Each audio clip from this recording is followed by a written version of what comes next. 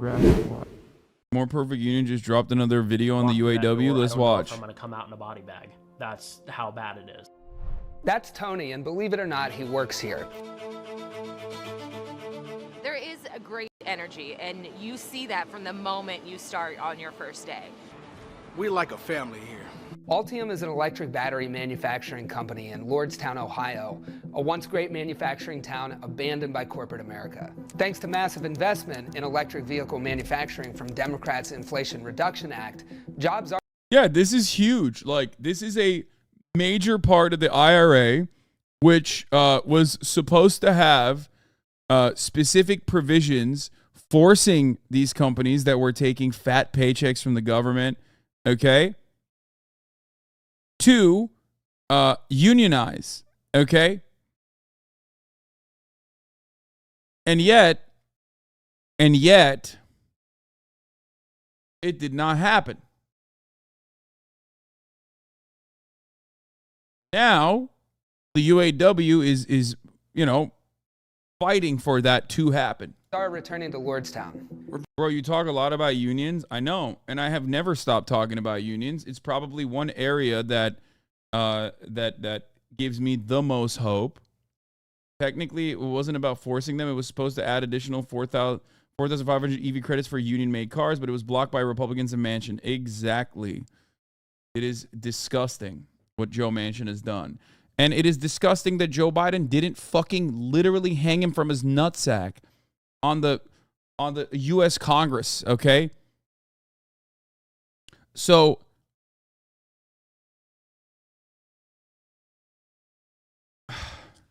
my nonstop, endless support for labor unions is probably, I would say, one area that I've aggressively pursued that has actually yielded positive results, both inside of this community with many of you guys working to unionize your workplaces or joining labor unions, and also just across the board in America.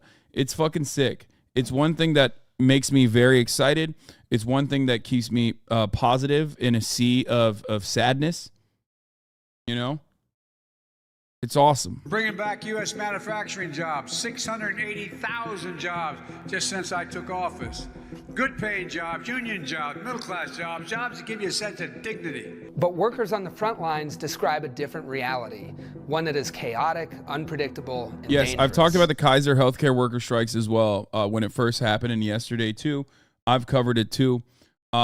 And that's a huge one as well. But we're talking about UAW and the electric plants right now. To see what the electric vehicle revolution actually looks like for the workers making it possible, and to understand what it'll take to ensure EV jobs deliver for workers, not just corporate executives.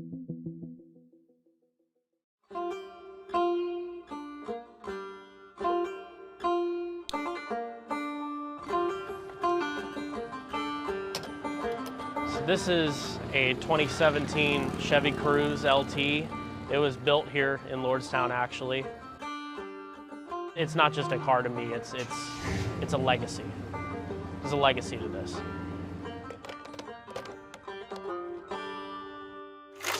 The first GM car rolled. He's lucky that he's able to afford it. You know? That's like, that is perhaps one of the best indications that shit is fucked is when even in the imperial core, the labor aristocracy has such high degrees of alienation that they cannot consume the products that they are making. Okay?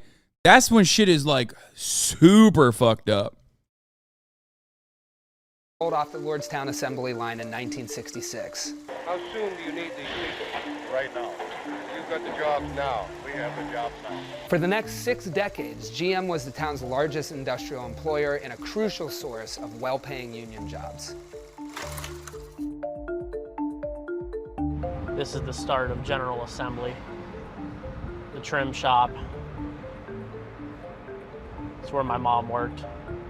When she got her job at Magna Seating, it changed her life. They had excellent benefits through the UAW. All of that changed in 2019. It's the end of the line for workers at the GM plant in Lordstown. After more than 50 years producing cars and other vehicles, the GM plant in Lordstown, Ohio will close down for good today.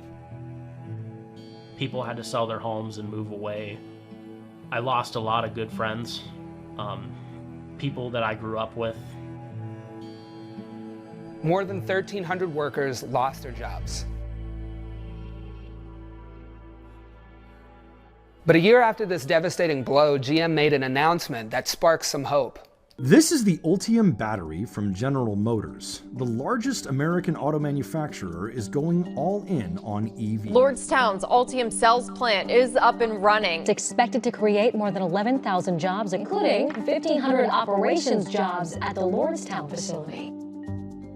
We knew this could be the future, this could bring industry back to Lordstown, and here we are, we have the opportunity to make the battery that will power the future. Ultium got a $2.5 billion loan from the Department of Energy to build 3 plants and create more than 11,000 jobs. But the reality on the ground is a lot more grim. Well over 1,000. Ultium Cells is a great place to work. It is not a great place to work if you were on that floor. That's, we're like a family. It is not like a family. Maybe an abusive one. I love those videos, man. Those videos are fucking awesome.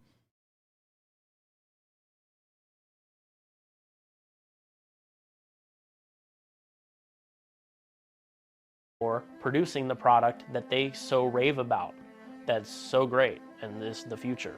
There's a dirty behind the scenes that's going on to get to that future here at Ultium. Ultium workers describe minimal training and exposure to hazardous chemicals and unsafe working conditions. Electrocutions were pretty common when I first was hired. I actually myself sustained an electrical injury. My left hand brushed up against one of our tab leads on the battery cell, and I was given a jolt of electricity. At least 22 people suffered injuries or illness at the plant in just the first 5 months of 2023. Most recently, Tony's department was closed for an air quality inspection mandated by the Environmental Protection Agency. Despite mounting evidence of safety hazards at the plant, workers who voice concerns about conditions often face severe consequences. I have seen several members in mixing, in our cathode mixing department, that were retaliated against by management for raising a grave safety issue. Jesus in Christ. their department. They were all suspended pending investigation without pay. Which brings us to another problem. Man, sure seems bad, huh? I mean, but that's family for you. You know what I mean? That's how family works, you know?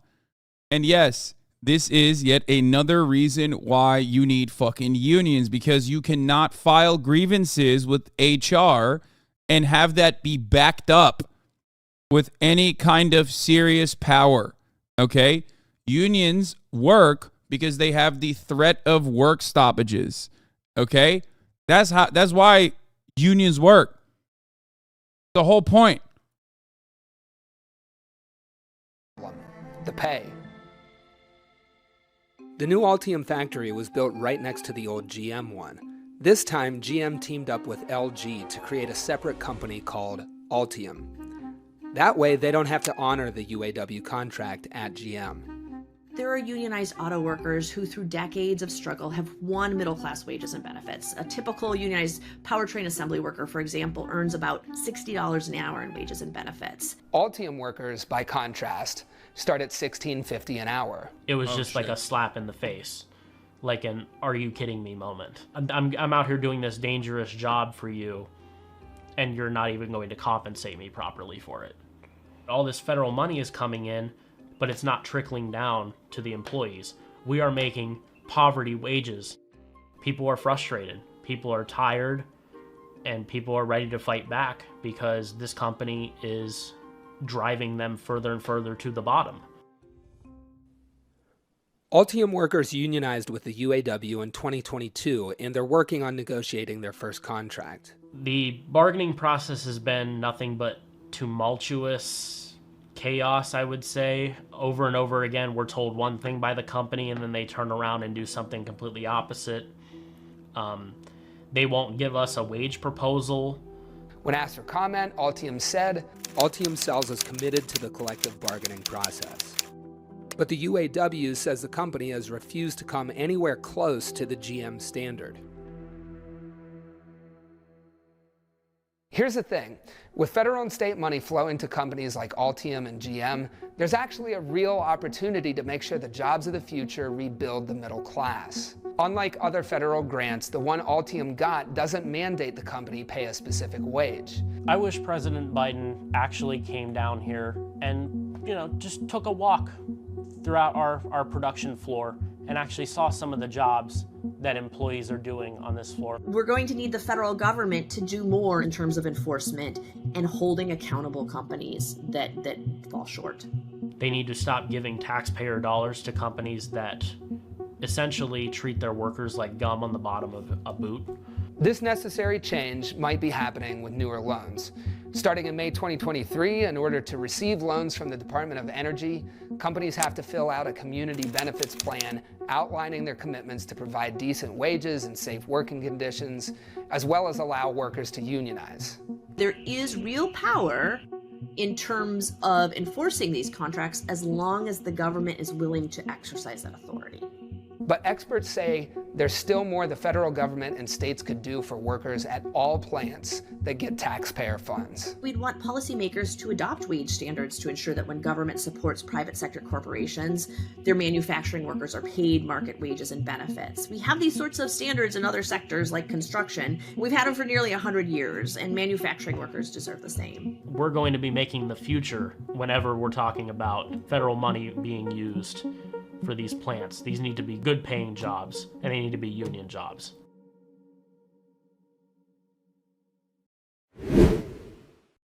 Oh, here, we're gonna talk. We're back to the UAW union talks. So Sean Fain has said that the union has won one of the GM battery plants. I think the one that we were just looking at. So that will be under the union coverage.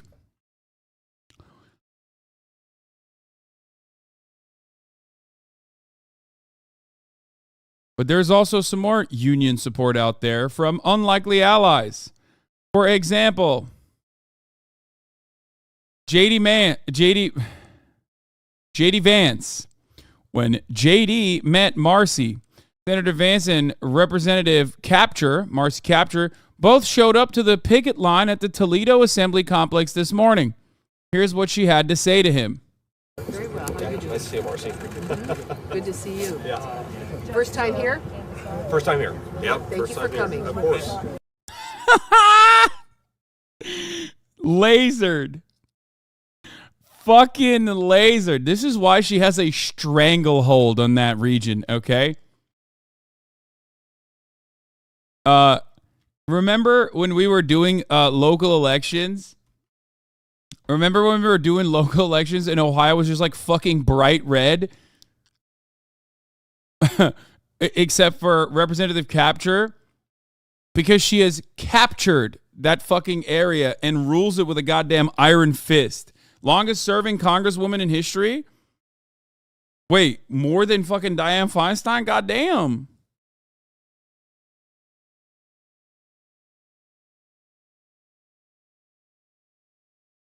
Marcy stinks of corruption. Yesterday, I exposed sitting Democrat Congresswoman Marcy Kaptur for advising the U.S.-Ukraine Business Council, which represents beneficiaries of more Ukraine aid. She accused me of being a Putin pawn. Today, I'm dropping the story showing the ties between her office, Burisma, and Hunter Biden. I love when chatters are so fucking horny to just be like, the Democrats are corrupt on Ukraine, that they literally fucking end up giving credence to like right-wing weirdos, dude. All right, you can't, yeah. Thanks, Chatter, who said, please look at the really good journalism coming from the co-host of Steve Bannon.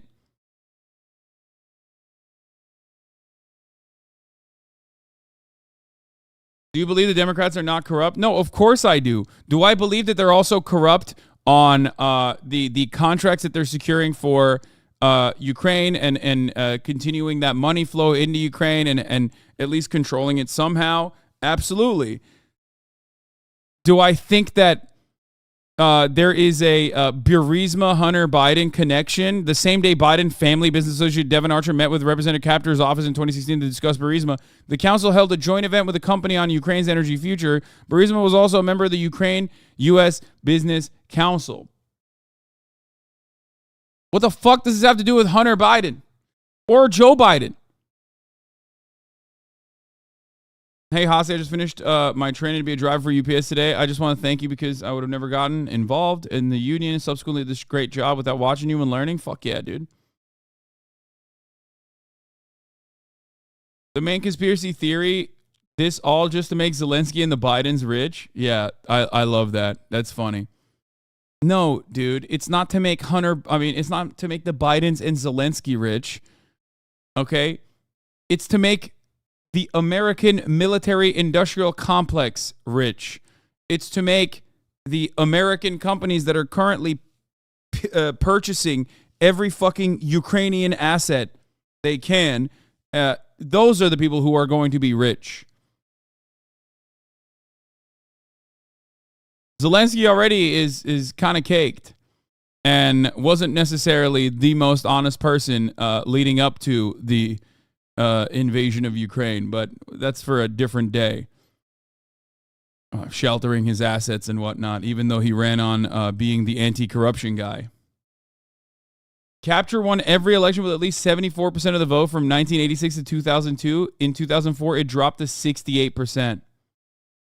Again, Ohio is fucking...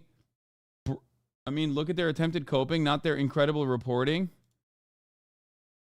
What? No, I mean, look at the cope they're doing, not the good journalism. Oh. That's what you were trying to show me.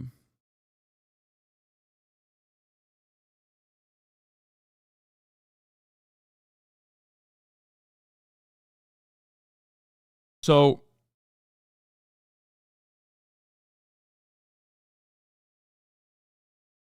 breaking news. Kevin McCarthy is considering resigning from the House before the end of his term. Two people familiar with the matter told Politico. Dude, Never Kevers are cooking this man, dude. Absolutely destroying him. He is going to get a cushy job. He's going to get a cushy-ass fucking job in, like, some K Street place where he will lobby permanently and make hundreds of millions of dollars, okay? Anyway. Türkçe konuşabiliyor musun acaba? Çünkü çok iyi İngilizce konuşuyorsun. Helal olsun. Eyvallah kardeş. Evet, Türkçe de konuşabiliyorum. Hatta ilk öğrendiğim dil Türkçe günün sonunda. 18 sene Türkiye'de yaşadım. Hala ama genel olarak fazla konuşmuyorum Türkçe son zamanlarda. O yüzden birazcık kötü şu anda Türkçem. The NLRB's CMEX decision is having a huge impact on union elections, by the way.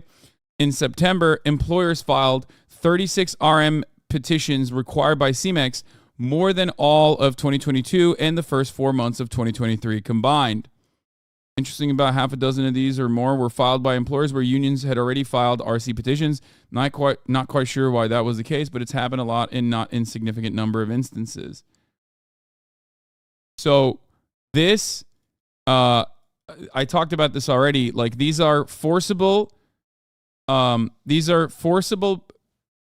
forcible, but like in the past, because there was not enough prosecution on the matter,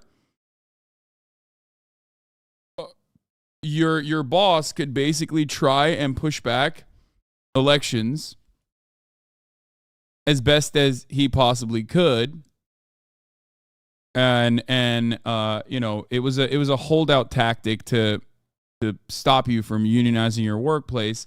And this NLRB decision was pretty huge because they say unless you immediately file with the NLRB to have a election to unionize your workplace, we will automatically force you into bargaining with a union as though that you now have a de facto union. So you're telling me it's good to have a Democratic executive branch? Yes, Democrats are better than Republicans. This is true. There is no way in hell that a Republican NLRB would ever fucking allow for this to happen. That is not shocking. That's not new. That's not news in general. This is not a gotcha. This is something that I very openly state. Biraz aksanım var ama daha düzenli konuşsan normale döner. Evet, hiç konuşmuyorum şu son zamanlarda ondan.